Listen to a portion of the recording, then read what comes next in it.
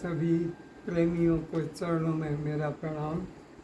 झुक नहीं सकता हूँ इसलिए खड़े खड़े ही प्रणाम करता हूँ। बैठ जाएं, सब बैठ जाएं।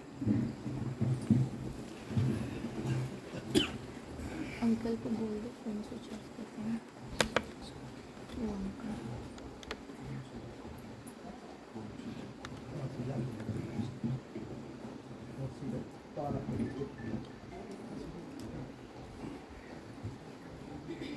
मेरा निवेदन है, मोबाइल फोन भूल से ले आए हैं, भूल से सत्संग में कमरे में रख के आना चाहिए। अगर ले आए तो स्विच ऑफ कर दें। और कभी ये भूल मत करना कि मोबाइल लेकर हम सत्संग में बैठे। ये बहुत बड़ा पाप है। मोबाइल भी पाप है, मोबाइल सत्संग में लाना महापाप है। इसलिए हमारे मन को एकाग्र रखने के लिए मोबाइल का उपयोग सत्संग में न करें, बल्कि अच्छा तो यही होगा कि पहले ही दिन ऑफिस में जमा कर दें। अपने रूम में कभी मोबाइल लेकर न रहे। नियम तो यही है, पर कुछ ढील कर देते हैं भाई लोग, तो ठीक है। लेकिन सही तरीका यही कि पहले दिन ही उसको मोबाइल फोन को स्विच ऑफ करके ऑफिस में जमा कर देना चाहिए। जैसे और चीज़ें जमा कर देते हैं, उसे भी जमा कर देना चाहिए। अच्छा, तो सबसे पहले हम प्रार्थना करेंगे। प्रार्थना करने के लिए हाथ हमेशा छाती के पास आना चाहिए। हाथ नीचे घुटने पे रखें, इधर देख रहे हैं, उधर देख रहे हैं। इस प्रकार से कभी भी प्रार्थना नहीं होती है। प्रार्थना का मतलब है प्रभु मेरे सामने है या गुरु मेरे सामने, मैं उनको प्रणाम करता हूँ। तो सभी आंखें बंद करें, अपने इष्ट को मन में लाएं, जो भी आपका इष्ट है। गुरुर् ब्रह्मा गुरुर्विष्णु गुरुर्ब्रह्मा गुरुर्विष्णु गुरुर्देवो महेश्वर गुरुर्देवो महेश्वर गुरु साक्षात् परम ब्रह्म गुरु साक्षात् परम ब्रह्म तस्मै श्री गुरुवे नमः तस्मै श्री गुरवे नमः। अज्ञानतिमिरान्धस्य अज्ञानतिमिरान्धस्य ज्ञानाञ्जनशलाकया ज्ञानाञ्जनशलाकया चक्षुरुन्मिलितं येन चक्षुरुन्मिलितं येन तस्मै श्री गुरुवे नमः तस्मै श्री गुरवे नमः।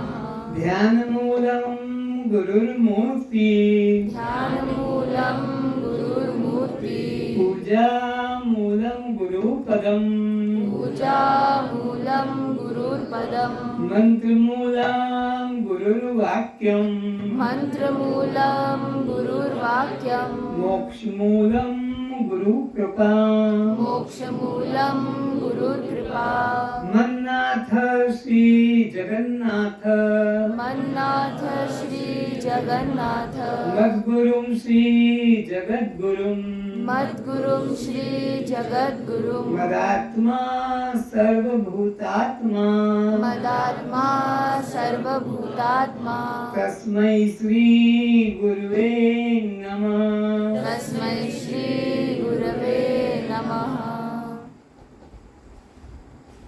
असतो मा सद्गमय असतो मा सद्गमय तमसो मा ज्योतिर्गमय तमसो मा ज्योतिर्गमय मृत्योर्मामृतं गमय मृत्युर्मामृतं गमय। हे गुरु परमात्मनः, हे गुरु परमात्मनः, आप हमें परमात्मा के नाम पर सत्य के नाम पर फैले हुए मिथ्या मार्गों से प्रचलित अंधविश्वासों से अंधविश्वासों से रूढ़िवादों से मताग्रहों से संप्रदाय की जेलों से मुक्ति दिलाकर सत्य परमात्मा का सनातन परमात्मा का नित्य परमात्मा का अखंड अविनाशी परमात्मा का अनुभव कराने की कृपा करें। आप हमें अज्ञान अंधकार से निकालकर भेद बुद्धि से निकालकर अखंड परमात्मा का अविनाशी परमात्मा का आत्म रूप से सोहम रूप से अनुभव कराने की कृपा करें। आप हमें इस जन्म मृत्यु वाले शरीर से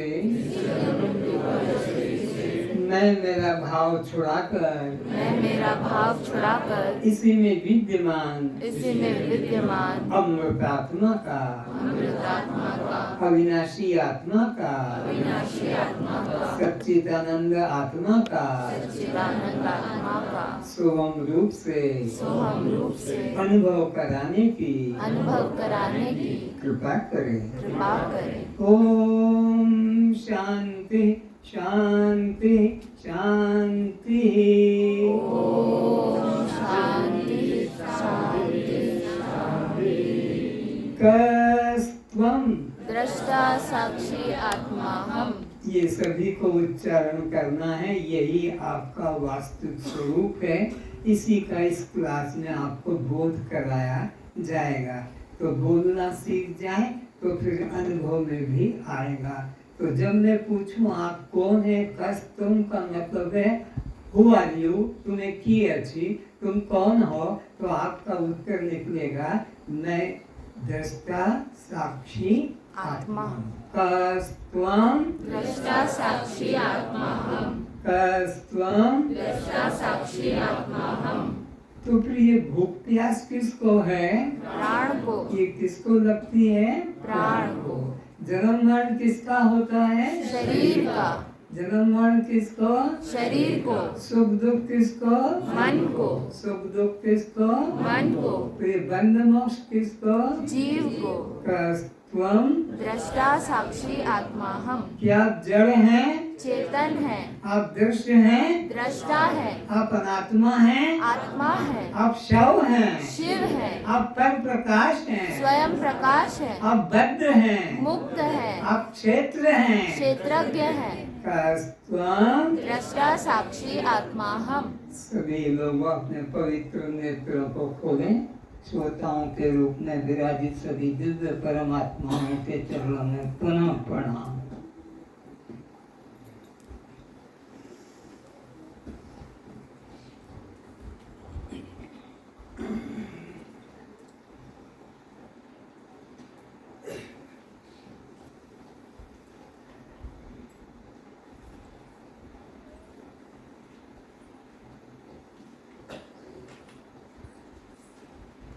आज इस स्वास्थ्य शिविर का और ज्ञान शिविर का प्रारंभ दिवस है।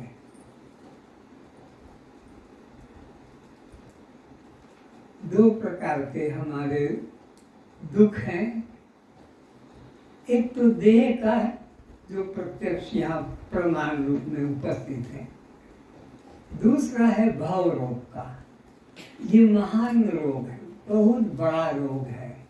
तो हमें दोनों का एक साथ लाभ मिलने जा रहा है। ये अद्भुत घटना है कि देह का रोग निवृत्ति के साथ भवरोग की निवृत्ति होने जा रही है। जबकि भवरोग की निवृत्ति के लिए किसी ने घोषणा नहीं की। ये घोषणा इस शिविर में हो रही है कि इसमें बैठने वालों का जैसे शरीर का रोग कटेगा ऐसे भवरोग भी कटेगा।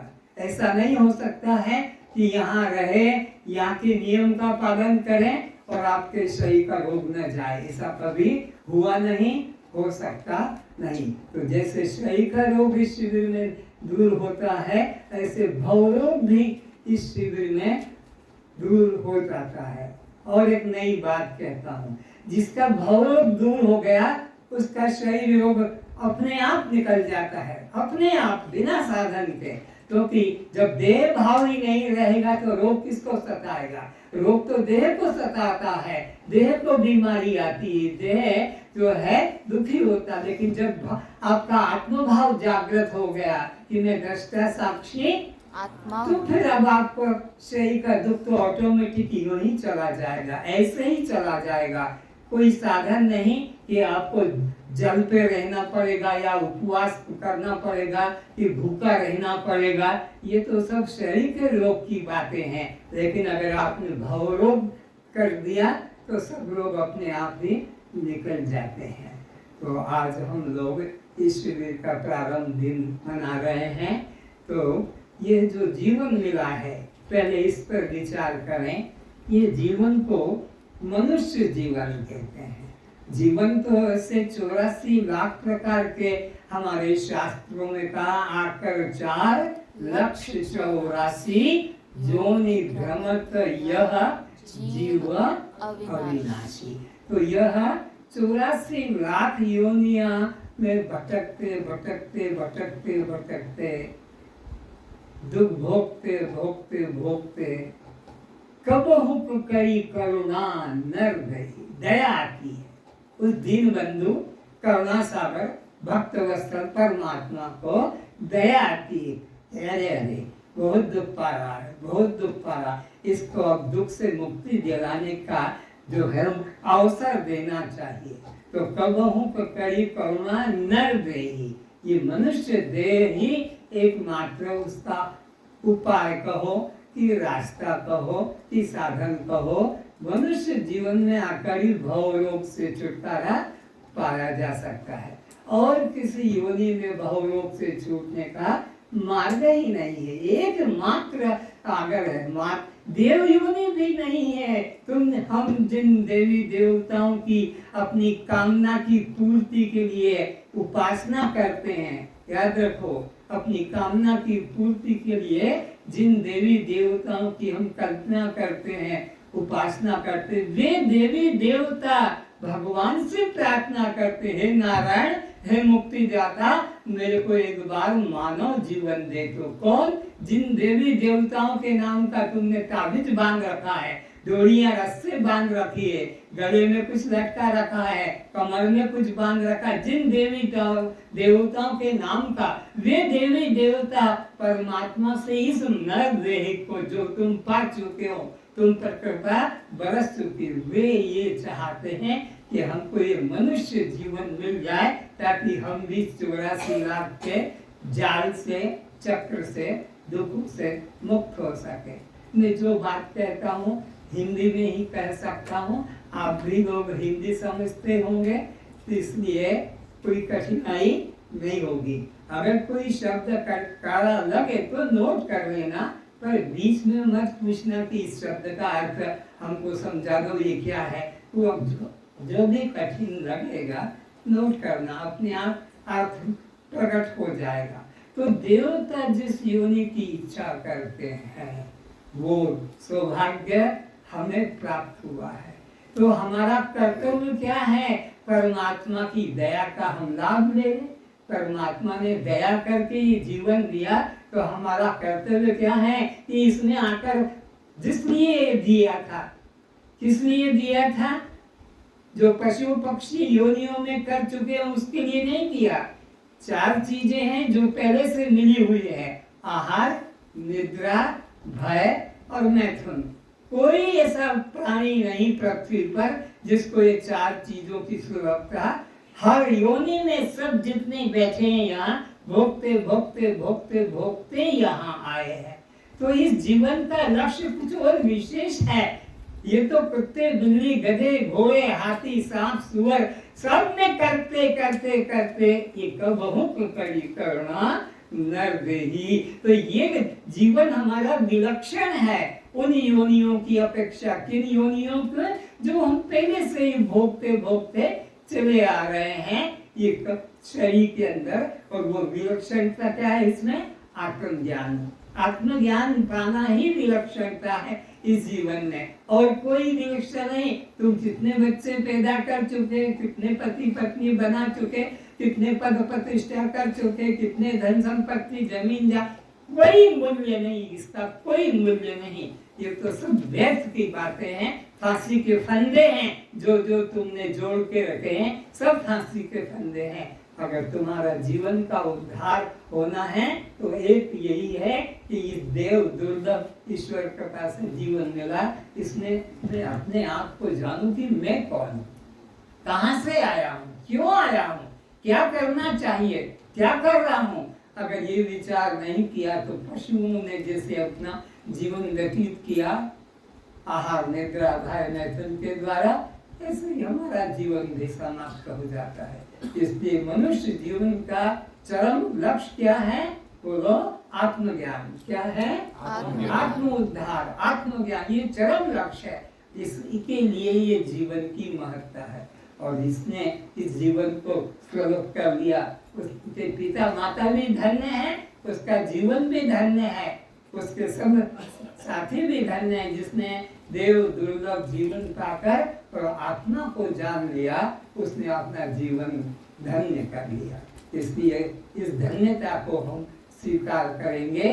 हम इस जीवन को पशुओं की तरह नष्ट करने में इसकी महत्ता न समझें। हमने तो अभी तक यही किया है कि मेरे बस मकान है, मेरी गाड़ी है, मेरे बच्चे हैं, मेरा पति है, मेरी पत्नी है, मेरी नौकरी है, मेरी पद है, प्रतिष्ठा, ये सब नरक के साधन है। ये सब नरक के साधन है। जिसको तुमने अपना सौभाग्य मान रखा है, जिसको पाकर खुशियां मना रहे हो, हैप्पी बर्थडे टू यू मना रहे हो। अरे पागलो, तुम जन्मा अविनाशी आत्मा हो, अखंड आत्मा हो। तुम कब से अपने को मरने वाला माना है?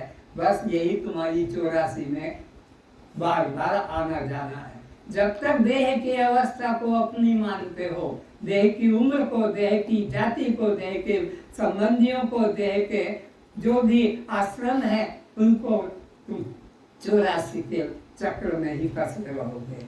ये सबसे अधोगति का साधन है। इसलिए मनुष्य जीवन में हमें एकमात्र आत्मज्ञान प्राप्त करना चाहिए।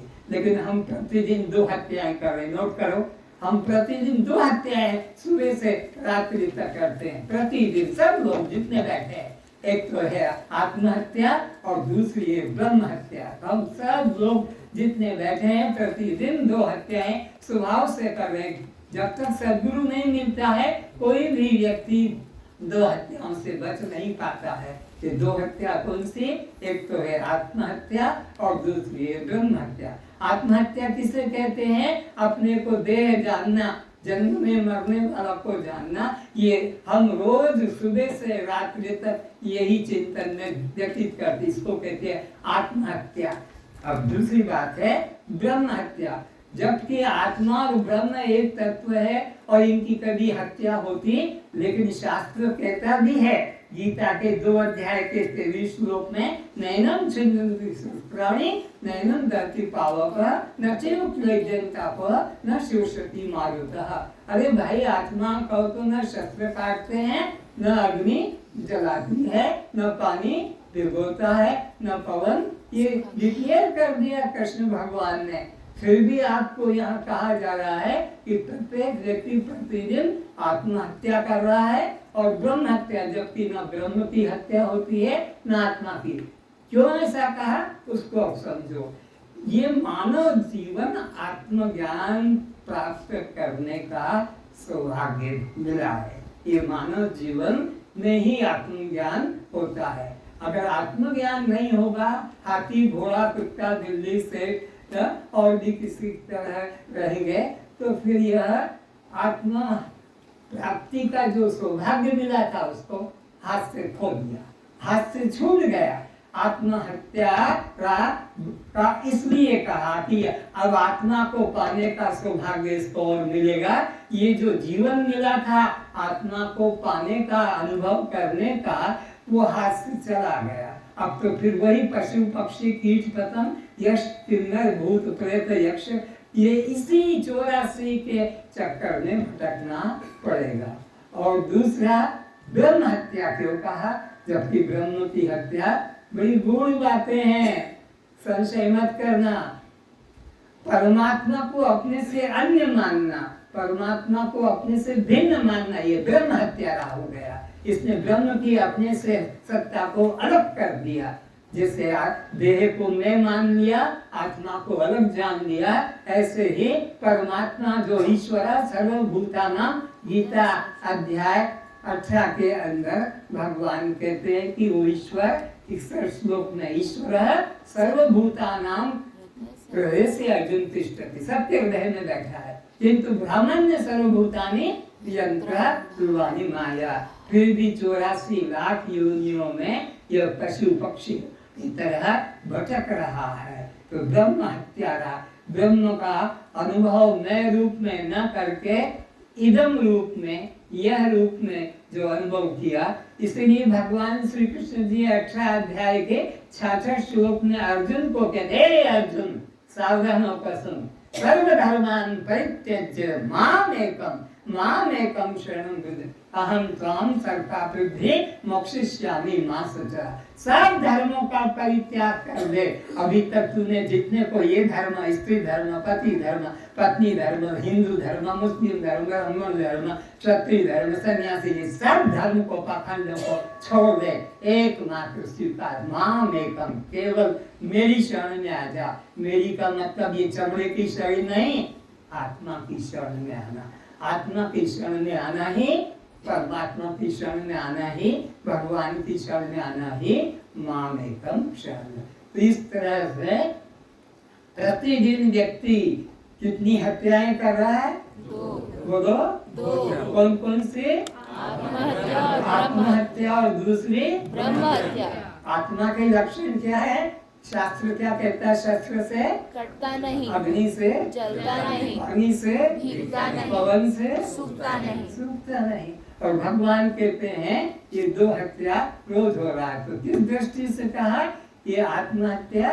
सचमुच में आत्मा की हत्या कभी कोई होती, करता नहीं, लेकिन वो जो सौभाग्य मिला था उसको ठुकरा दिया। आत्म ज्ञान पाने का जो मनुष्य जीवन में सौभाग्य मिला उसको छुटका दे।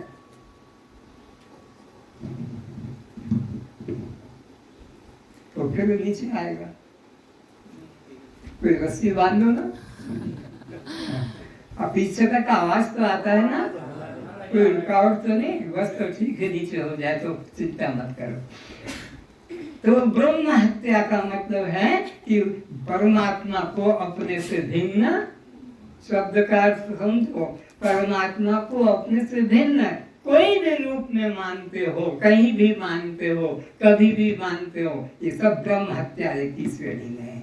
इसलिए हमको इस देव दुर्लभ योनि को बचाना है और इसमें आकर हमें किसी गुरु की शरण में जाकर, सत्संग की शरण में आकर और इस आत्मा को पहचानना चाहिए। ये जीवन मिला है इसी ज्ञान पाने के लिए, इसका और कोई उद्देश्य नहीं है। अब इस जीवन को बचाने के लिए हम यहाँ आए, ये रोग, ये रोग, ये रोग, ये रोग और यह रोग इस साधन से समाप्त हो जाएगा। हो भी जाता है, तभी तो लोग आते हैं, नहीं तो क्यों आते हैं? हो जाता है, हो जाएगा, लेकिन कब तक? लेकिन कब तक ये भी तो सोचो। राम कब तक रहे, कृष्ण कब तक रहे, अर्जुन कब तक रहे, हनुमान कब तक रहे, शंकर ब्रह्मा विष्णु कब तक रहे? गीता में सिद्धांत बना दिया, जातस्वी ध्रुवं मृत्यु ध्रुवं जन्म। जिसका जन्म हुआ है वो मरने के लिए हुआ है। आज तक किसी ने जन्मने वाले को बचाया? आज तक किसी ने बचाया नहीं। चाहे जितना बड़ा योगी हो, कितना बड़ा सिद्ध हो, कितना बड़ा संत अवतार भी क्यों ना ले जाए, रामकृष्ण आदि, पर क्या वो सदा रह पाए? उनको भी एक दिन तो शरीर छोड़कर ही जाना पड़ा। ये नियम है। तो तुम इसी के पीछे मत पड़े रहो कि बस शरीर का रोग कट जाएगा तो मेरा कल्याण हो जाएगा। कभी नहीं, कभी नहीं, कभी नहीं। कल्याण तो तब होगा जब इस देव दुर्लभ योनि को पाकर आत्मा को जानेंगे। आत्मा को जिसने जाना है उसी का कल्याण हुआ है। देह से तो कई रोग आते हैं चले जाते हैं, क्या उससे हमारा कल्याण होगा? कितने दिन के लिए है? कितने दिन के लिए श्वासें मिली है? श्वासों का भी हिसाब बता देता हूँ। 4 सेकंड में एक श्वास पूरा होता है। 1 मिनट में 15 श्वास पूरे होते हैं। 1 घंटे में 900 श्वास पूरे होते हैं।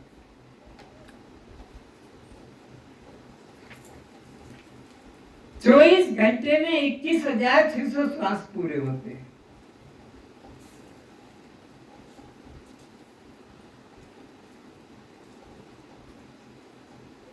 और आपकी उम्र को बढ़ाते जाएं। 100 वर्ष की कर लें तो जानते हो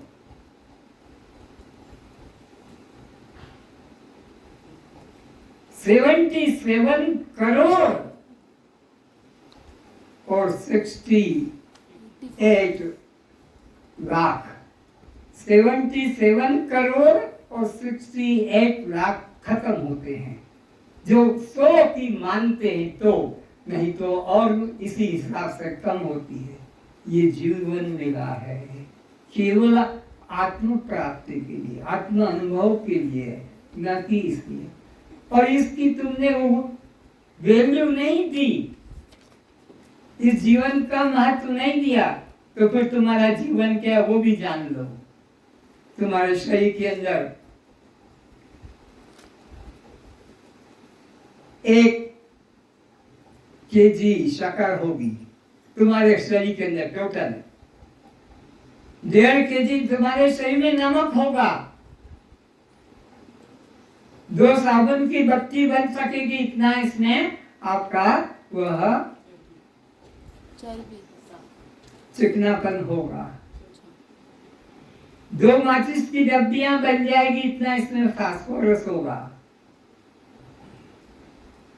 4 लोहे की कीले बन जाएगी, 3-3 इंच की, इतना आयरन है इसमें। ये वैज्ञानिक सत्य है, धार्मिक बात नहीं बता रहा। वैज्ञानिकों ने खोज कर ली है कि जीवन के अंदर जब मरेगा तो इसमें इतनी ही चीजें मिलेगी, इससे ज्यादा कोई ढूंढ नहीं सकता है। और भी 1-2 चीजें उसमें मिलेगी, मुझे इतना बताने की भी जरूरत नहीं है और याद भी नहीं। तो इस तरह से अगर मानव जीवन में आत्म ज्ञान प्राप्त नहीं किया, परमात्मा की अनुभूति नहीं की, अपने अंदर प्रभु का अनुभव नहीं किया, तो तुम्हारा जीवन बस इतना है। मुश्किल से 15 केजी वजन निकलेगा। अभी 70-80-90 केजी है, पर जब जला दिया जाएगा तो इसका सब निकल के जल के खत्म हो जाएगा। राख राख रह जाएगी जो खेतों में डाल दी जाती है अन्न उत्पत्ति के लिए, और उससे ज्यादा कुछ भी नहीं होगा।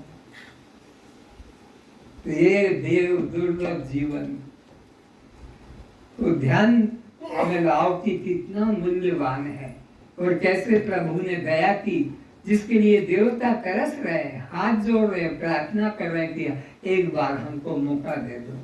तुम देवताओं के चरणों में पड़े हो, ये रोग ठीक कर दो, ये मेरा बीमारी ठीक कर दो, ये मेरा नौकरी लगवा दो, परीक्षा में पास करवा दो, तो मेरा शादी करवा दो। तुम इस चमारी धंधे में लगे हो, जबकि ये जीवन मिला था अपने आत्म उद्धार के लिए। इसलिए भगवान ने दया करके दिया, बाकी तो ये सब 84 का चक्कर था। एक महिला भगवान बुद्ध के पास पहुंचती है। घटना क्या घटी? बच्चा रोज सुबह उठता है, माँ बच्चे को अपना संभालती है और मलमूत्र का त्याग कराकर उसके शुद्धि कराकर देती खाने को।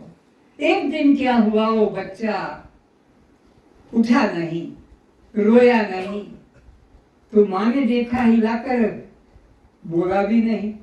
तो माँ रोने लगी, हाय मेरा बेटा, हाय मेरा बेटा।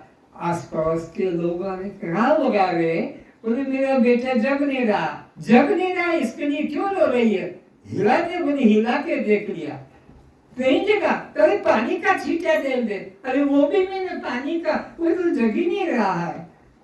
तो सोचा ऐसी क्या बात है, इसी के सीनियन गाँव में पास पड़ोस के लोग आए और अरे अब ये नहीं जगेगा, नहीं मेरा बच्चे को तुम जगा दो। अरे इसके प्राण निकल गए, नहीं मेरे बच्चे को तुम जगाओ।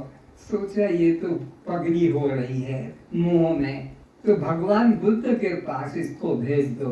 तो भगवान बुद्ध ने एक दो चमत्कार इससे पहले किसी के प्रति जगाने के किए।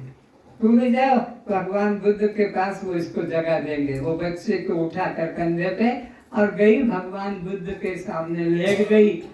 भगवान उस वक्त ध्यान में थे, तो ये रोने लगी। तो भगवान ने आंखें खोली, क्या बात है, क्यों रो रही है? मेरे बच्चे को जगा दो। अरे क्या तू पागल है, घर से उठा के लाई, इसको जगाने की क्या जरूरत है? वो तो नहीं जग जाता। नहीं जगता है, नहीं जगता है, पानी छिड़क दे, बोल। वो भी देख लिया। भगवान ने जब कहा, देखा, हाँ, और ये नहीं जगेगा। नहीं आप जगा सकते हैं, आवाज का कुछ फर्क पड़ेगा तो आप लोग सुनना। तो इस तरह से भगवान बुद्ध ने भी कहा, वो रोने लगी जोर से। अच्छा, सोचा कि ये तो ऐसे मानेगी नहीं। जा, पास में गांव है, वहां जाकर एक मुट्ठी राई का दाना ले आना। राई तो समझते हो, सब्जियों में बघार में लगती, तेल भी निकलता है राई का, सरसों का। तो एक मुट्ठी ले आ।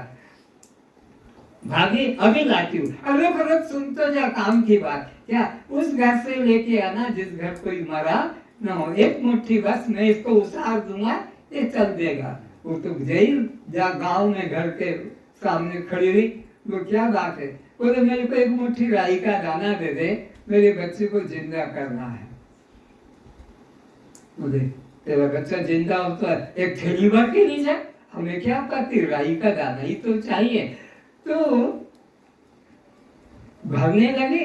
अरे वो याद आ गई, कौन की बात? बुद्ध भगवान की, कि उस घर से लाना जिस घर कोई मरा, तो वो ही छोड़ दिया। तो लेना, नहीं मैं आगे ले लूंगी। दूसरे घर गई, मेरे को एक मुट्ठी राई का दाना दे दे, मेरे बच्चे को जिंदा करना। और ले जाना, टोकरा भर के ले जा, हमारे तो खेती होती है। लेने लगी, फिर याद आया, तुम्हारे घर कोई मरा तो नहीं? हमारे दादा मर गए, एक ने कहा काका मर गए, एक ने कहा माँ मर गई।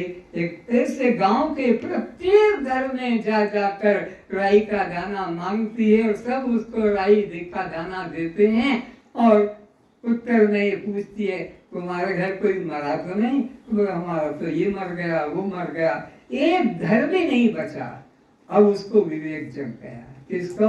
उस महिला को, कि मेरे बच्चे को जिंदा करना है। अरे जो जन्मा है वो तो मरेगा, जो जन्मा है वो तो मरेगा, उसे कोई बचा नहीं सकता। दुनिया में कोई ऐसा दवा, कोई ऐसा मंत्र, कोई ऐसा श्राद्ध यज्ञ नहीं है जिससे बचे।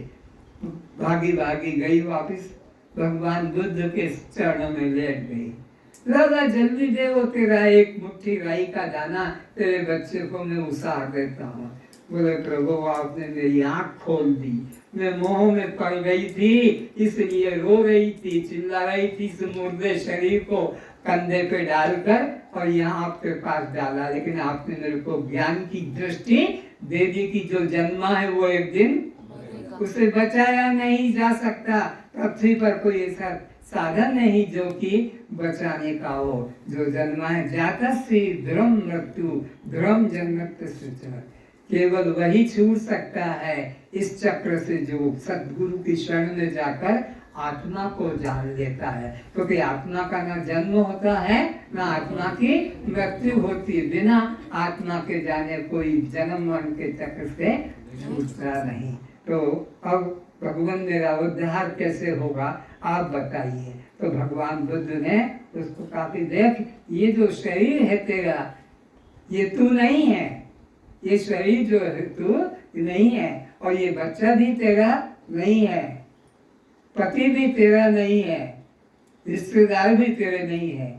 जब तक तू किसी इदम तत्व में यह मेरा, यह मेरी और यह मेरे, जब तक इन तीन में फंसी रहेगी कभी भी दुख से छूट नहीं पाएगी, जन्म मरण के चक्र से छूट नहीं पाएगी। तो हम लोगों को तीन चीजों से अलग होना है। मोह ममता कभी मत करना, और कर रहे हो तो दुख भोग रहे हो, भोगते ही रहोगे। कोई गुरु, कोई मंत्र, कोई साधन दुख से तुम्हें छुड़ा नहीं सकता। दुख से तो वही छूट सकता है जो किसी भी यह में मेरा भाव, यह में मेरी भाव, यह में मेरे भाव, यह यह यह इदम इदम इदम, जो व्यक्ति अपने से भिन्न किसी वस्तु में यह मेरा, यह मेरी और ये मेरा, ये नरक के द्वार है तीनों के तीनों, कोई इससे छूट नहीं सकता। इसलिए हर समय सावधान रहो, हर समय सावधान रहो कि कहीं मेरा पना जुड़ तो नहीं रहा इसमें, मेरा पना, तेरी पना इसमें जुड़ तो नहीं गया, मेरे पना इसमें जुड़ तो नहीं गया। निकलाओ, उसको निकालो, मेरे पने से मैं को अलग कर लो, मेरी पने से मैं को अलग कर लो, और मेरा पने से भी मैं को। ये तीन बंधन के कारण भगवान ने बताया है कि जो जो इस इदम में यह पने में मेरा भाव जोड़ेगा वो कभी नहीं छूटा, न छूट सकेगा। तो जो भी यह है वह कभी मैं हो, नोट करो, अंडरलाइन करो इस बात को, जो भी यह होगा वो कभी मैं नहीं हो सकता। जो भी यह रूप में होगा वह कभी मैं नहीं हो सकता। जो भी मेरी रूप में होगी वह मैं कभी नहीं हो सकता। जो भी मेरी रूप में होगी वह मैं कभी नहीं हो सकता, और जो भी मेरे रूप में होंगे वह मैं कभी नहीं हो सकता। तो मेरा मैं से अलग है, मेरी मैं से अलग है, मेरे मैं से अलग है। और भूल यही हो रही है कि मैंने अपने मैं को, शुद्ध मैं को मेरा में जोड़ दिया, मैंने अपने शुद्ध मैं को मेरी में जोड़ दिया, मैंने अपने शुद्ध मन को मैं को मेरे में जोड़ दिया। बस यही पुनरपि जननम पुनरपि मरणम, बार बार जन्म और मरण का कारण बन रहा। अस्तु, निश्चय करो कि जो जो मेरा कहलाता है वह मैं कभी नहीं हो सकता। तो करके देखो, बोल के देखो, किस किस को तुम मेरा कह सकते हो। मैं लिस्ट बना के लाया क्योंकि इतना हमारे पास समय नहीं था। सुन लो, दो चार शब्द याद हो जाए तो लिख लेना, कहाँ कहाँ से मेरा पना हटाना है। तो मेरा शरीर, बस मैं शरीर कभी हो, क्योंकि जिसको मेरा कह दिया वो कभी मैं नहीं हो सकता। जैसे कि मेरा मकान, तो मैं मकान हो सकता हूँ, बोलो हाँ कि ना? ना ना। अच्छा, तो मेरा घर, तो मैं घर हो सकता हूँ? लिखते जाना जितना संभव हो। इसी प्रकार मेरा धन, तो मैं धन हो सकता हूँ, बोलो। मेरा पेंट, मैं पेंट हो सकता हूँ। शर्ट, मैं शर्ट हो सकता हूँ।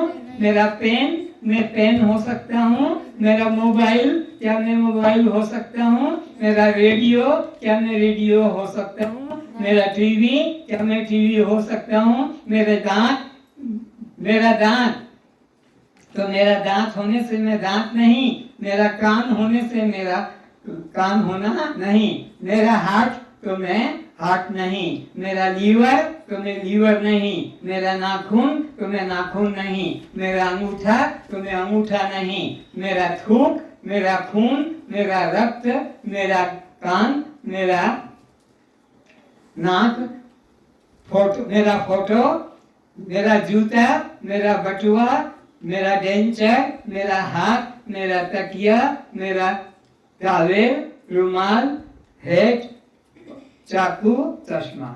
ये इतने मैंने जितना समय थोड़ा था तो ये मेरा मेरा तुम सब करके बैठे हो, सब इनको मेरा करके बैठे हो और बोलते भी हो। पर आज से पक्का कर लो कि जिसको मैंने मेरा बताया वो कभी मैं बोलो नहीं हो जैसे मेरा कुत्ता, तो क्या बोलोगे मैं कुत्ता बोल के देखो, बोलने में लज्जा आएगी ना। मैं तो बेशरम हूँ इसलिए मेरा जूता तो मैं जूता हूँ बोलो। जिसको मेरा कह दिया बस वो मैं कभी नहीं हो सकता। अब इसी प्रकार मेरी की लिस्ट भी सुन लो थोड़ा थोड़ा। किस किस को मेरी कहते हो? मेरी नाक, तो मैं नाक हो सकता हूँ? नहीं हो सकता। मेरी जीभ, मैं जीभ हो सकता हूँ? नहीं। जिसको मेरी कह दिया। इसी प्रकार मेरी टांग बोलो मैं टांग नहीं। तुम इतना तो बोलो। मेरी हड्डी तो मैं हड्डी नहीं। मेरी साड़ी मैं साड़ी नहीं। बोलो ना देवियों मैं साड़ी नहीं। ये मेरी साड़ी, ये मेरी साड़ी, ये नायलॉन की साड़ी, तो ये रेयान की साड़ी, तो ये सूती, ये जिसको भी तुम कहते हो मेरी, वो कभी मैं हो नहीं सकता। मेरी किडनी, मैं किडनी नहीं। मेरी लार, तो मेरी लार में नहीं। मेरी गाड़ी बोलो मैं गाड़ी नहीं। हाँ, तो ऐसी ही मेरी पत्नी, मैं पत्नी नहीं। मेरी लड़की, मैं लड़की नहीं। हाँ, इतना तो बोलना आ जाए आपको। मेरी साइकिल, मैं साइकिल नहीं। मेरी माता, मैं माता नहीं। मेरी सास, मैं सास नहीं। वैसे मेरी कोई माता सास नहीं, फिर भी बता रहा हूँ। मेरी सास, मैं सास नहीं। मेरी काकी, मैं काकी नहीं। मेरी भाभी, मेरी चाची, मैं चाची नहीं। मेरी नानी, मैं नानी नहीं। मेरी दादी, मैं दादी नहीं। और मेरी घड़ी, मैं घड़ी नहीं। मेरी जांग, मैं नहीं। मेरी बाह, मैं बाह नहीं। मेरी चड्डी, मेरी गाय, मेरी गाय नहीं। मेरी कुतिया, मैं कुतिया मेरी नहीं। नौकरानी। मैं तो नौकरानी। अब सोचो जिन जिन को तुमने मेरी मेरी मेरी करके छाती से लगा रखा है, अपना रखा है, ये तुम कभी हो नहीं तुमसे सकते। सब अलग है ये, लेकिन तुमने उसको रा करके मेरा और री करके मेरी करके अपनाने का पाप किया है। अब रे पर भी कुछ शब्द हैं, देखो जितना मुझे याद आया। ये मेरे बाल। बोलो बाल। बाल है, ये मेरे होठ। होठ हैं, ये मेरे पैर हैं, ये मेरे पिता हैं, ये मेरे ससुर हैं, ये मेरे दोस्त हैं, ये मेरे फ्रेंड है, ये मेरे अंकल है, ये मेरे काका हैं, ये मेरे दादा हैं, ये मेरे नाना हैं, और ये मेरे दांत है। तो जिन जिन को भी मेरा कह दिया वो कभी मैं हो सकता नहीं। ये छोटा सा व्याकरण है, बुद्धि लगा लेना कि जिसको भी हम मेरा कहते हैं, मेरा ताला, तो क्या मैं ताला हूँ? नहीं। इसी प्रकार मेरी चाबी, तो क्या मैं चाबी हूँ? नहीं। कि देखने वाला बताने वाला ताले से चाबी से मैं अलग हो। बोलो अलग हो। तो ऐसे ही मेरा शरीर, तुम्हें शरीर कठिन तो नहीं लग रहा मेरे भाई बहनों? रा री रे का उपयोग समझ में आ गया। ये सब बंधन के कारण है, ये तुमको 84 में मोह ममता करा के बंधन में डालने वाले हैं।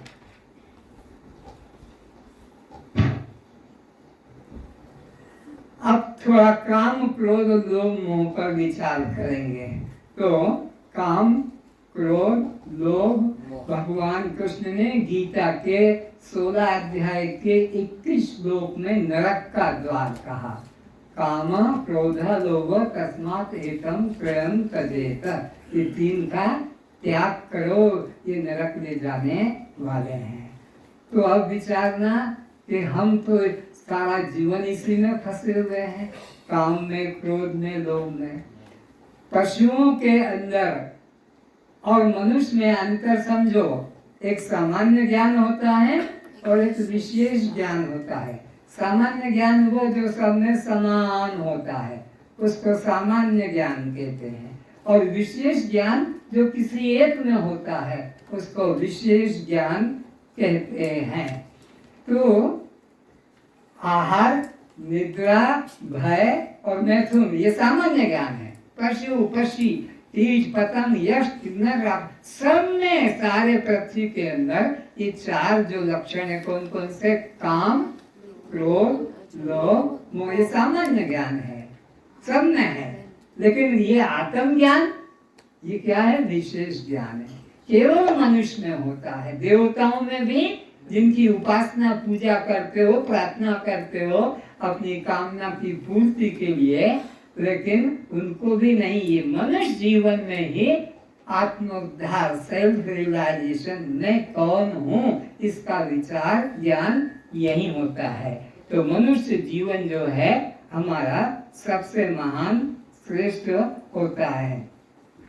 तो जो व्यक्ति इस मनुष्य जीवन को पाकर और अपने को देह मानकर बैठ गया, रा में, री में और रे में, ये आलस सब सो रहे हैं, सब सो रहे हैं। मोह निशा सब सोवनहारा, रामायण के शब्द। मोहन, मैं और मेरा, मेरी और मेरी और मैं और मेरे, मोह निशा सब सोवनहारा।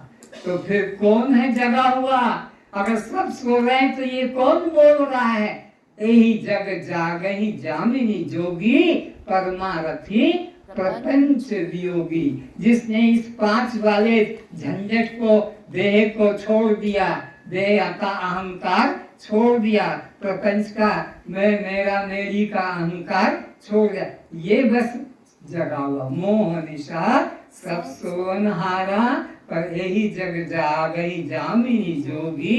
इस संसार रूपी रात्रि में वही जग रहा है जिसने देह का अहंकार, जाति का अहंकार, संबंधियों का अहंकार, री रे का अहंकार मन से तोड़ दिया है। इस तरह से मनुष्य जीवन में काम, क्रोध, लोभ, मोह जो है इनका त्याग करना है।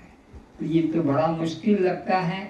तो सोचिए, थोड़ा मैं प्रैक्टिकल से ही समझा देता हूँ।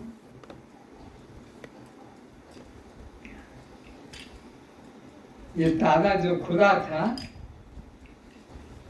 इस चाबी को मैंने नीचे की तरफ कर दिया और इसको फेंक दिया। अब ये ताला, बोलो, खुलेगा नहीं खुलेगा। तो मुझे तो ताला तोड़ना नहीं है, ताला तो कीमती है, तो इसको क्या करूंगा? मुझे ये जीवन तो कीमती है, देव दुर्लभ है, इसको जहर पी के खत्म नहीं करना है, फंदे पे लटकाकर, फांसी देकर या नदी में डूबकर कि मकान के ऊपर से कूदकर नष्ट नहीं करना है।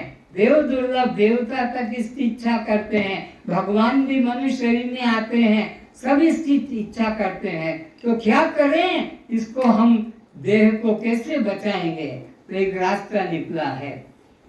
ये जो चाबी है काम, क्रोध, लोभ, ये नरक का द्वार कहा है गीता के 16 अध्याय के 21 श्लोक में। तो इसको हमने क्या किया? इसको लेकर हमने बंद कर दिया था। तो अब हमें खोलना है। तो क्या करना होगा? जिसको फेंक दिया था, हमने फेंक दिया था, उसी को वापस स्वीकार करना होगा। और क्या करेंगे? उसको अपोजिट डायरेक्शन में, पहले डाउनवर्ड नीचे की तरफ घुमाया था चाबी को, ताला बंद। अब क्या करें? उसी चाबी को किधर कर दे? उलट दिया तो ताला खुल गया है। ये वही काम, क्रोध, लोभ है जो नरक के द्वार भगवान कृष्ण बता रहे हैं, क्योंकि हमने इसका देह के भोगों में उपयोग कर दिया। देह के भोग में शब्द, स्पर्श, रूप, रस और गंध, अनी पतंग मृग नील गए, इनको एक हूँ आज, अरे तुलसी वाकी का गति जाके पीछे पांच। एक एक आसक्ति में तो मृत्यु को पा गए हरि भौरा। किसने? पुष्प की गंध में, पतंगा दीपक की रोशनी में, और इसी प्रकार मृग, यह सुगंध थी अंदर, और यह आपकी मछली उस रस मांस के टुकड़े में, और यह हाथी भोग सेक्स में। तो अली पतंग मृग मीन गज, इनको एक आठ, इनको एक एक विषय की आसक्ति, अटैचमेंट था, ज्यादा नहीं। वाकी का गति जाके पीछे, अरे इसको तो 5-5 आसक्ति लगी है। शब्द भी चाहिए अमुक का, तो स्पर्श भी चाहिए अमुक का, तो रूप भी चाहिए अमुक का, तो रस भी चाहिए अमुक का, और गंध भी चाहिए। तो तुलसी वाकी का गति जाके पीछे 5-5 आसक्ति लगी है। तो क्या करो इस जीवन का, इसकी हत्या मत करो, देव दुर्लभ योनि है। एक काम कर सकते हो कि जो तुमने ताले को बंद करने के लिए शक्ति का प्रयोग किया था, चाबी का, अब उस ताले को खोलने के लिए उसी चाबी को उलट करके प्रयोग कर दो, तो खुल गया। अब इधर समझो, काम क्रोध लोभ नरक में जा रहे थे, तो अब क्या करें? काम को उलट दो परमात्मा में, क्रोध को उलट दो लोक कल्याण में, और भगवान का भजन में उलट दो लोभ को। काम का भी नाश नहीं, क्रोध का भी नाश नहीं, लोभ का भी। तो काम ना करो तो किसकी करो? पत्नी की, बच्चे की, धन की ना करके परमात्मा को पाने की इच्छा करो, तो कल्याण में लगेगा कि नहीं लगेगा? लग जाएगा, कल्याण होगा। और क्रोध अभी तक करते थे पत्नी पर, बच्चे पे, पति पे, नौकर पे, पड़ोसी पे, धनी व्यक्तियों पर, तो उसको क्रोध को उधर करके अपने ऊपर क्रोध करो कि आज से कभी मांस मछली नहीं खाऊंगा, आज से कभी मैं रेशमी कपड़े नहीं पहनूंगा, आज से मैं यह मधुमक्खी का जो जूस है क्या शहद, उसका प्रयोग नहीं करूंगा, आज से जो मैं मयूर पंख का उपयोग नहीं करूंगा, आज से मैं ये चमड़े से बने वस्तुओं का प्रयोग, जो है ढोल बजा रहे हैं, मजीरा बजा रहे हैं, ढपली बजा रहे हैं, बड़ा अच्छी ध्वनि निकलती है, जिंदा पशुओं को मार मार कर ये होता है। तो क्रोध करो अपने पर कि मैं आज से इनका प्रयोग, आज से मैं मांस मछली अंडा शराब सिगरेट का प्रयोग बोलो नहीं करूंगा, बोलो नहीं करूंगा, तो कल्याण में हो गया। तो आपका कल्याण होगा कि नहीं होगा? तो वही काम इधर लगा दो परमात्मा में, कल्याण हो जाएगा। वही काम संसार में लगाओ, पत्नी में, बच्चे में, धन में, नो, तो तुम्हारी दुर्गति तो हो ही रही है, दुखी तो हो ही, यहाँ भी आके इसलिए बैठे हो। इसी प्रकार क्रोध भी करो तो अपने दुर्गुणों पर, आज से मैं ये करना, शराब नहीं पीऊंगा, प्याज लहसुन नहीं खाऊंगा। आपको ये एक नई बात सुनी, यहाँ हर चीज को तुमको सोचना होगा। प्याज लहसुन फल है, जमीन से निकलता है, लेकिन भगवान की पूजा में प्याज लहसुन रखते हैं? कोई भी प्याज लहसुन भगवान की पूजा में प्रसाद में है। क्यों? कारण क्या है? वो तमोगुण प्रधान है, उससे सेक्सुअल ज्यादा भाव आता है। तो जितने लोग कामी है वो ज्यादातर प्याज लहसुन की सब्जी रोज पसंद करते खाना, ताकि उनके अंदर काम वृत्ति। तुम कहीं इसका प्रयोग करने मत लग जाना, मैं बता रहा हूँ ये दुर्गति का कारण है। तो यह भगवान की पूजा में भी प्रयोग नहीं किया जाता। तो काम भी छोड़ना है, क्रोध भी छोड़ना। अब लोभ भी, अभी लोभ करते थे 500 से 1000, 1000 से 10,000, 10,000 से लाख, लाख से 10 लाख, 1 करोड़, 10 करोड़, 50 करोड़, लेकिन कहीं तृप्ति शांति। तो अब लोभ करो तो मैं आज से 3 घंटा रोज ध्यान करूंगा, आज से मैं रोज आत्मचिंतन करूंगा, आज से मैं गीता पढ़ूंगा, आज से मैं गीता का पाठ करूंगा। यानी ज्ञान में रुचि, ज्ञान में समय ज्यादा से ज्यादा दो, तो फिर आपका दुर्गति होगा कि सदगति? तो देखो, काम का भी उपयोग कर लो, परमात्मा में लगाओ, क्रोध का उपयोग करो अपने दुर्गुणों को वश में करने का, और लोक का भी उपयोग करो। इसमें सत्संग में ज्यादा से ज्यादा सत्संग में 24 घंटा भगवान मुझे देता है, 6 घंटा अपना संसार में दे दो, जो कुछ तुम्हारा सोने का है वो 6 घंटा और दे दो कमाई का, बाकी तो 12 घंटे परमात्मा को दो। अरे 12 घंटे भी नहीं दे पाते हो तो कम 6 घंटे तो दो, लेकिन हमारे पास तो 2 घंटे भी नहीं निकलते हैं, सब के सब 22 घंटे संसार में दे देते हैं। तो इसलिए काम क्रोध लोभ मोह ये नरक के द्वार हैं, इनका त्याग करना चाहिए। तो अब महत्वपूर्ण बात समझें, समय तो थोड़ा है इसलिए इशारे में समझेंगे। ये ट्रेन को अभी आप देख रहे हैं स्थित है पटरी के ऊपर और परमात्मा का विवेक जगा रहा हूं, तो अभी हम इस ट्रेन को चला देते हैं। चला दो।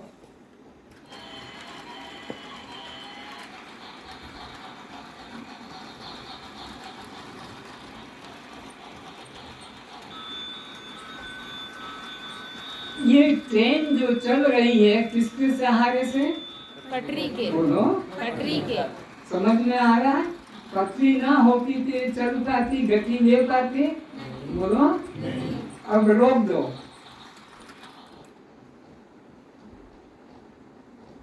ये ट्रेन का आधार क्या निकला? पटरी। ये जीवन का, ये ट्रेन का आधार परमात्मा है। ये पटरी के सहारे ट्रेन चलती है, बिना पटरी के ट्रेन चलेगी नहीं। तो चेतन परमात्मा के सहारे ये जड़ शरीर, शरीर तुम्हारा हमारा जड़ है, अनात्मा है, ये शव है, ये पर प्रकाश है, ये दग्ध है, ये क्षेत्र है। इसकी मैं परिभाषा दूंगा आपको, क्योंकि जब तक ये परिभाषाओं का ज्ञान नहीं होगा आप सत्य तक नहीं पहुंच पाएंगे। एक बार और घटना घट गई। स्वामी राम अमेरिका से आए थे भारत में और सबसे पहले काशी में पहुंच गए और वहां एक सभा भक्तों ने अरेंज की, सब लोग आकर बैठ गए और प्रवचन शुरू किया वेदांत ज्ञान का, आत्मज्ञान का। एक मूर्ख पंडित बीच में खड़ा हो गया, मेरे को ये समझ में नहीं आता है, तुम संस्कृत जानते हो क्या? राम से पूछ रहे हैं, स्वामी राम से, तुमने व्याकरण सीखा है क्या? तुमने वेद पढ़ा है क्या? जाओ पहले संस्कृत सीखो, व्याकरण सीखो, गुरु के पास जाकर वेद पढ़ो, फिर आना प्रवचन करने। सीधे आए, प्रवचन करने लग गए।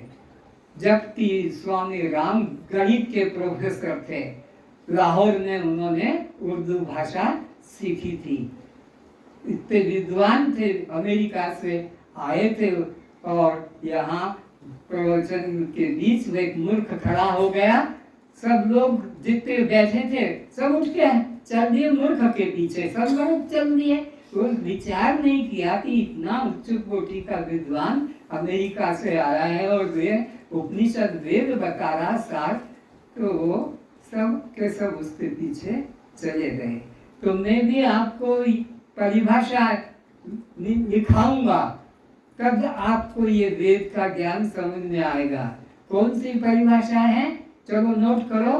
कल, आज इतना समय नहीं है क्योंकि कई मेरे भाई बहन नहीं आए, कल आएंगे, तो कल मैं आपको परिभाषाओं सिखाऊंगा। पर कौन कौन सी परिभाषा नोट करो। सत्य लिखते जाओ, असत्य, मिथ्या लिखते जाओ, जितना छूट जाए छूट, चिंता मत करो, तो कल फिर मैं रिपीट करूंगा। जड़, चेतन, दृश्य, दृष्टा, अनात्मा, आत्मा, शव, शिव, क्षेत्र, क्षेत्रज्ञ, पर प्रकाश, स्वयं प्रकाश,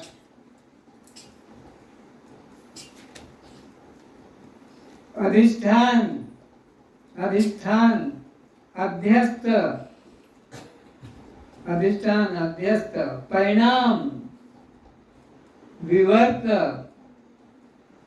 परिणाम, विवर्त, विवेक, वैराग्य, विवेक, वैराग्य, शम, दम, तितिक्षा, शम, दम, तितिक्षा, श्रद्धा, उपरामता, समाधानता, उपरामता, समाधानता, मुमुक्षुता,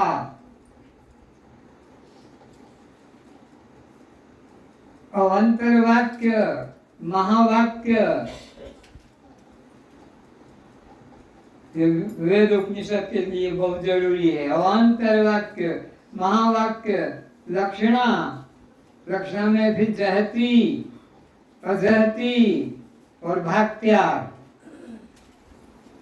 उसके लिए श्रवण, मनन, ये बहुत जरूरी है सबके लिए। श्रवण किसे कहते हैं, मनन किसे कहते हैं, निधिध्यासन किसे कहते हैं।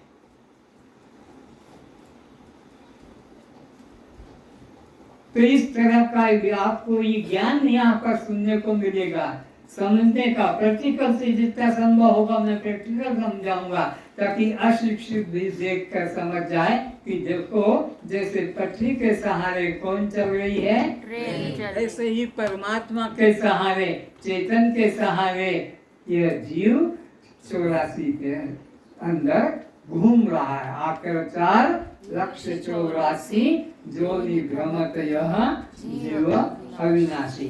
तो इसी प्रकार से अपने को विवेक जगाने का है। अभी थोड़ा सा यहाँ पर दिखाया जाएगा।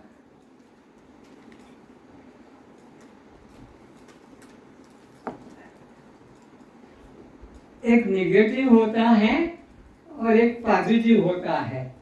आज से 25 साल पहले फोटो खींचते थे कैमरे के द्वारा, मालूम होगा उसके अंदर क्या रहती थी, अंदर बोलो ये होती थी।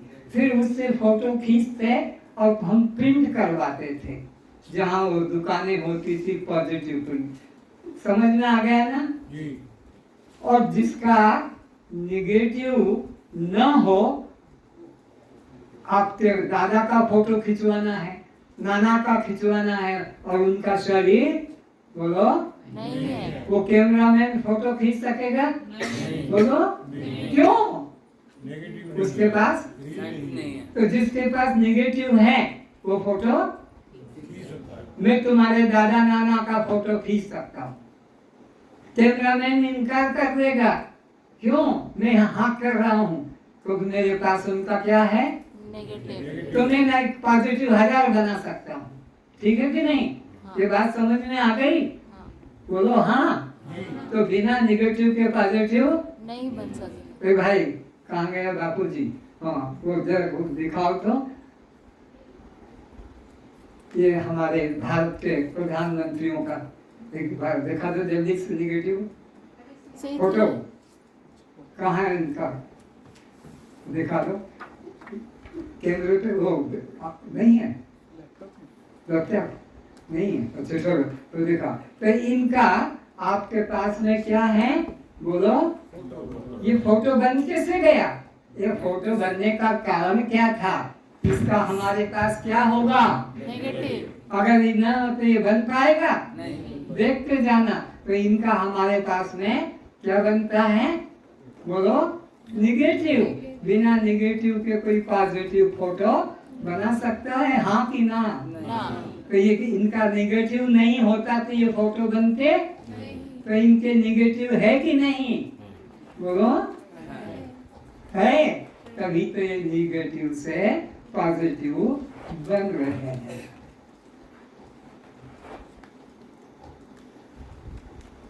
पक्का हो गया क्या कि पॉजिटिव तभी संभव है जबकि निगेटिव? किसी व्यक्ति का पॉजिटिव तभी बन पाएगा जबकि उसका निगेटिव तुम्हारे सामने होगा। ठीक है, आ गया समझ में। अब आओ दूसरा, देखना ध्यान से। इसका निगेटिव किसके पास है पृथ्वी पर? इसका निगेटिव किसके पास है पृथ्वी के ऊपर? इसका निगेटिव किसके पास है पृथ्वी के ऊपर? इसका निगेटिव किसके पास है पृथ्वी में? कौन दे सकता है निगेटिव की? ये हनुमान का, ये राम का, ये कृष्ण का निगेटिव है, ये लक्ष्मी का, ये दुर्गा का, ये अम्बा का, काली का। कोई दे सकता है? बोलो हाँ या ना? तो फिर ये पॉजिटिव हो सकता है? ये पॉजिटिव कभी नहीं हो सकता, ये कल्पना है आर्टिस्ट की, चित्रकार की मन की कल्पना है। उसके मन में आया वो रंग दे दिया, उसके मन में आया वो मुकुट दे दिया, उसके मन में आया वो साड़ी ब्लाउज या और धनुष मुरली दे दिया। तो ये परमात्मा नहीं हो सकता है। ये अर्जुन सामने खड़ा है कृष्ण के, कृष्ण खड़ा है अर्जुन के, और अर्जुन क्या कह रहा है? मैं आपके अविनाशी रूप को देखना चाहता हूँ। किस रूप को? तो ये रूप खड़ा तो है सामने, वो ये तो जन्माष्टमी को पैदा हुआ तो मरेगा। जो जिसका जन्म है वो अविनाशी होगा? बोलो नहीं। जिसका जन्म होगा वो कभी अविनाशी? राम का जन्म है तो राम अविनाशी रहे? हनुमान का जन्म है तो अविनाशी रहे? शंकर का जन्म तो कोई भी शरीरधारी व्यक्ति अविनाशी नहीं हो सकता है। तो अर्जुन कहता है मैं आपका अविनाशी रूप देखना चाहता हूँ। गीता के 7 अध्याय के 25वें श्लोक में भगवान ने उसको उत्तर दिया है। कहीं गीता पढ़ के जरा बोलो तो। भगवान कहते अरे मेरा इन आंखों से कोई देख नहीं सकता, मेरे को इन चर्म चक्षुओं से कोई देख नहीं सकता, मैं किसी को दिखाई नहीं पड़ता। नाम प्रकाशस्य सर्वस्य योग माया समावृत मूलो अयम नाभि जानाति। ये मूल लोग मंदिर बनाकर, मूर्ति बनाकर, चित्र बनाकर दुनिया को पागल बना रहे गुरु लोग, पंडित लोग। ये भगवान, वो भगवान, ये भगवान, ये जन्म आए। भगवान खुद कहते हैं गीता अध्याय 7 श्लोक 25 में, राम प्रकाश सर्वस्य, मैं किसी को भी नहीं दिखाई पड़ता हूँ, पर ये मूल लोग मुझ अजन्मा को जन्मना मानते हैं, मुझ अविनाशी को मरा मानते हैं। अपनी जोग माया से छिपा हुआ मैं सबके प्रत्यक्ष नहीं होता। कुछ कहा है आपने हाथ उठा के? इसीलिए यह अज्ञानी जन समुदाय नहीं, ये भाई ने ऐसे करा हाथ में। हाँ फिर से। अपनी जोग माया से छिपा हुआ मैं सबके प्रत्यक्ष नहीं होता। सबके में प्रत्यक्ष कहाँ गए थे? भगवान के दर्शन करने। कहाँ गए थे? वो दर्शन करने 4 धाम 68 तीर्थ सप्तपुरी बन गई, दर्शन के लिए जाते हैं लोग, लेकिन वो कहता है मैं किसी के आगे प्रत्यक्ष होता ही नहीं। इसलिए यह अज्ञानी जन समुदाय मुझ जन्म रहित अविनाशी परमेश्वर को नहीं जानता। ये मूल लोग मुझे जन्म परमात्मा को नहीं जानते। भाई का मन विचलित हो गया है, बार बार मुझे इशारा करते बंद कर दो, बंद कर दो, तो मैं अपने विषय को फिर बंद करता है। नहीं, मैं ऐसा नहीं कर रहा हूँ, मैं ये कह रहा हूँ गीता में भगवान ने कहा ये प्रश्न करने का मना है सभा में। अभी नहीं बोला। अभी तो तुम बैठे हो, अभी तो तुमने जड़ चेतन दृश्य दृष्टा आत्मा अनात्मा शव शिव को जानते हो। मैंने जितने नाम बताए इनको सब जानते हो गीता के संदेश से, और बीच में रोक गए बंद कर दो, बंद कर दो। तुम उठ के चुपचाप चले जाओ अगर अच्छा नहीं लगता है। वैसे मेरा टाइम हो गया, मैं बंद कर देता हूँ। नहीं, टाइम नहीं हुआ है, टाइम नहीं हुआ है अभी। तो इस तरह से विचार करना है कि परमात्मा का अविनाशी रूप है, वो कभी जन्मता और मरता नहीं, पर अज्ञानी लोग उसको जन्मने और मरने वाला मान लेते हैं।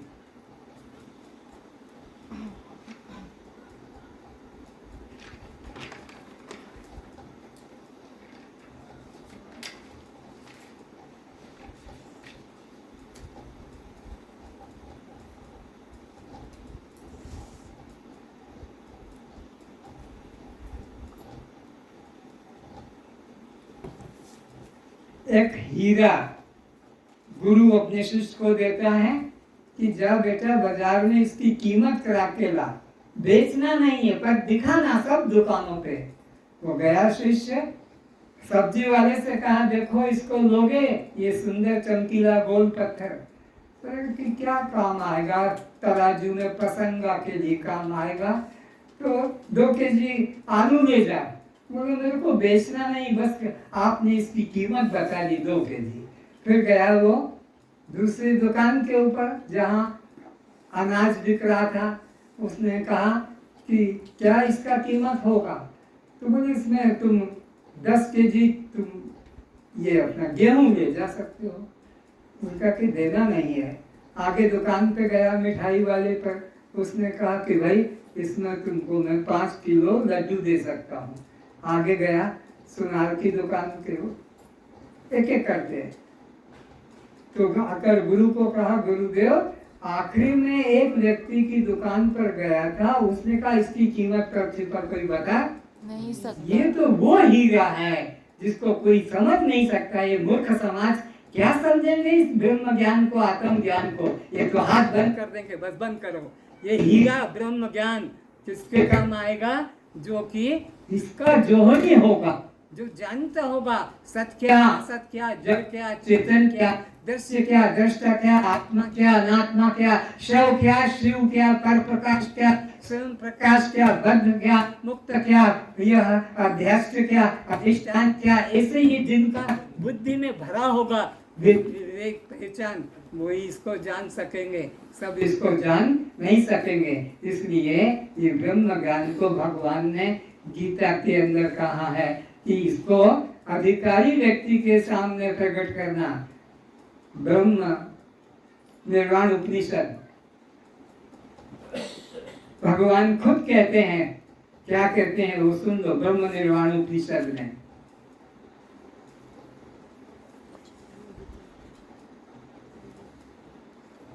35वां श्लोक होगा, पुत्र या आज्ञाकारी, जोर से। यह विद्या न तो कभी अवज्ञाकारी पुत्र को देना चाहिए और न कभी अवज्ञाकारी शिष्य को देना चाहिए।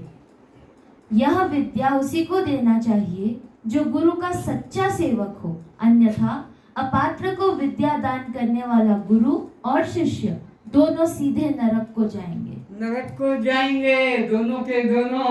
जो अपात्र को ये विद्या दे दी गई तो वो फिर तो नरक जाएगा और गुरु को भी साथ में जाना पड़ेगा। इसलिए योग्य को पात्र को देखकर ही ये विद्या का दान करना चाहिए, अयोग्य को नहीं देना चाहिए। इसलिए भगवान कृष्ण गीता के 4 अध्याय के 34वें श्लोक में इसको फिर कहते हैं, क्या कहते हैं, छोड़ ये कर्मकांडियों का उपासनाओं का संग और किसी ज्ञानी गुरु के पास जाओ, तब विद्धि पढ़ी पाते हैं ना। 4:34 उस ज्ञान को तू तत्वदर्शी ज्ञानियों के पास जाकर समझ। ये तेरी बुद्धि में नहीं आएगा। किसी तत्वदर्शी ज्ञानी गुरु के प्रति वो क्या भाव, गुरु साक्षात परम ब्रह्म, ये भाव होगा तब जाकर तू समझ पाएगा। इतने प्रैक्टिकल बच्चे समझ रहे हैं कि निगेटिव क्या है, पॉजिटिव क्या है, ट्रेन क्या है और ये पट्टी क्या है, बच्चे समझ रहे हैं, लेकिन फिर भी बुद्धि में कचरा भरा है तो वो इस पर समझ नहीं पाएगा।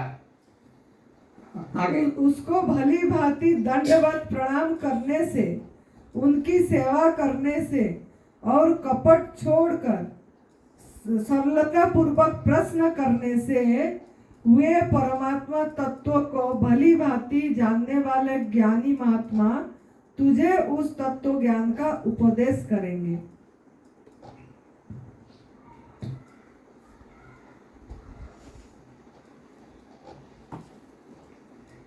एक छोटी सी बात, तुम हम सब जितने बैठे गृहस्थी लोग और सब अपने घर में एक एक बच्चा प्राय बना लेते हैं। उस बच्चे की आंख, कान, नाक, दांत, मुख, हाथ पैर, हाथ, किडनी, लीवर और टांगे सब के सब काम करते हैं कि नहीं करते हैं? करते हैं जी। एक व्यक्ति अपने द्वारा एक जीवित को, चेतन को उत्पन्न कर लेता है, और तुम ऐसे मंद बुद्धि वाले ये पत्थर की मूर्ति के आगे, लकड़ी की मूर्ति के आगे हाथ जोड़ के प्रार्थना कर रहे हो कि मेरा उद्धार करो, मेरा कल्याण करो। अरे तुम खुद अपने को देखो कि मैं चैतन्य मूर्ति पैदा करता हूँ, मैं चैतन्य मूर्ति पैदा करता हूँ। वो बच्चा है, चैतन्य की जड़ है, चैतन्य है, बोलता, चलता, खाता, पीता, लेता, देता, सब करता है। इनके आगे रखो, ये खाएंगे, पिएंगे, लेंगे, आवाज देंगे कि खीर कम हो गई, कि आलू की सब्जी कम है, पूरी और दे दो, भात और दे दो, आवाज देंगे। इनके अंदर कुछ भी चेतना नहीं जगी। इनको भगवान मान लिया, इनको परमात्मा मान लिया, इनको शिव मान लिया, और जो स्वयं साक्षात शिव स्वरूप है उसको अपने जड़ मान लिया। कल मैं परिभाषाओं को क्लियर करूंगा। जब तक ये परिभाषाओं का ज्ञान नहीं आएगा, आपके अंदर ये वेदांत ब्रह्म विद्या भी प्रवेश नहीं करेगी। आज का विषय यहीं समाप्त करता हूँ। सभी लोग प्रार्थना करें। सर्वे भवन्तु सुखिनः, सर्वे सन्तु निरामयाः, सर्वे भद्राणि पश्यन्तु, मा कश्चित् दुःखभाग् भवेत्। सब सुखी रहें, सब निरोग रहें, सभी रूपों में एक चैतन्य परमात्मा को देखें, मन वचन कर्म से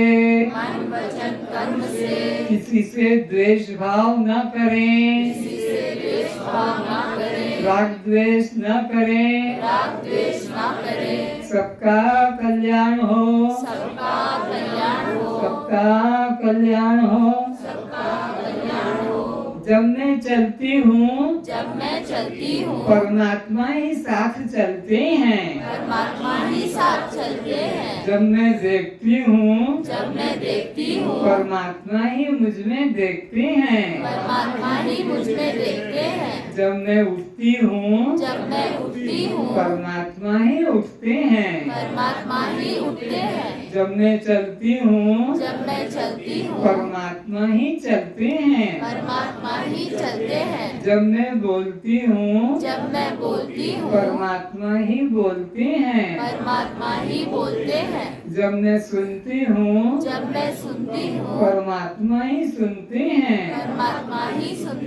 जब मैं काम करती हूँ, परमात्मा ही काम करते हैं, जब मैं खाती हूँ, परमात्मा ही खाते हैं,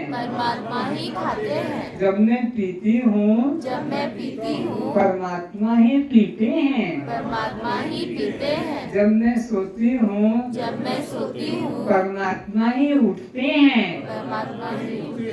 अगर परमात्मा न हो तो ये सोया पुरुष कभी भी नहीं उठ सकेगा। जब मैं उठती हूँ, परमात्मा ही मुझ में उठते हैं, कस्त्वं साक्षी आत्मा हम। जितना ही जो कुछ भी मेरे से भूल हो गई है, गलती हो, अपराध हो गया हो, मेरे भाई बहनों क्षमा करें। मैं आपका दुश्मन नहीं हूँ, मैं आपका हितैषी हूँ। मैं आपसे कोई पैसा लेने के लिए एक पैसा मेरे पास में कभी मत पहुँचाना, एक फूल मेरे पास मत पहुँचाना, एक अन्न का दाना मैं कुछ किसी से स्वीकार करने नहीं। मैं तो आपका हितैषी मंगल कामना लेकर आऊं, कैसे ये दुख से बच जाए, शरीर का दुख से भी बचे और अपना भवरोग से भी बच जाए। दोनों रोगों से मुक्ति दिलाने के लिए यह योजना है, ये आयोजन किया है। फिर भी जो नहीं मान पा रहे हैं वे इसे त्याग दें।